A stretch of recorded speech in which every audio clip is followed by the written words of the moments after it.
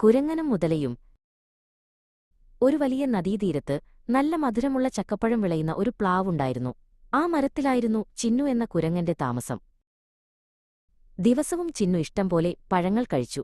ഒരു ദിവസം പുഴയിൽ നീലൻ എന്ന മുതലയെ ചിന്നു കണ്ടു. നീലൻ തീരത്തോട് ചേർന്ന് വിശ്രമിക്കുകയായിരുന്നു.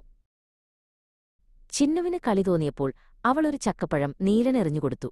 ഇതൊന്ന് രുചിച്ചു നോക്കൂ കൂട്ടുകാരാ. നീലൻ ആ പഴം കഴിച്ചു. ഇത്രയും മധുരമുള്ള പഴം ഞാൻ കഴിച്ചിട്ടേയില്ല, നീലൻ പറഞ്ഞു. അങ്ങനെ അവർ കൂട്ടുകാരായി.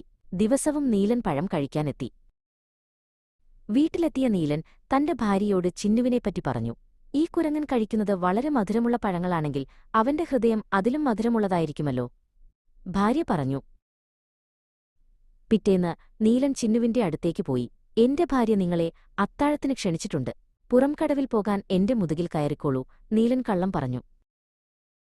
പുഴയുടെ നടുവിലെത്തിയപ്പോൾ നീലൻ സത്യം പറഞ്ഞു. എന്റെ ഭാര്യയ്ക്ക് നിങ്ങളുടെ മധുരമുള്ള ഹൃദയം വേണം. ചിന്നു പേടിച്ചെങ്കിലും ഉടൻ ബുദ്ധി പ്രയോഗിച്ചു. അയ്യോ, എന്റെ ഹൃദയം ഞാൻ മരത്തിൽ വെച്ചാണ് വരാറ്. അത് വേണമെങ്കിൽ നമുക്ക് തിരിച്ചു പോകാം, ചിന്നു പറഞ്ഞു. നീലൻ ഇത് വിശ്വസിച്ചു. തീരത്തെത്തിയ ഉടൻ ചിന്നു ഒറ്റച്ചാട്ടത്തിന് മരത്തിലേക്ക് കയറി.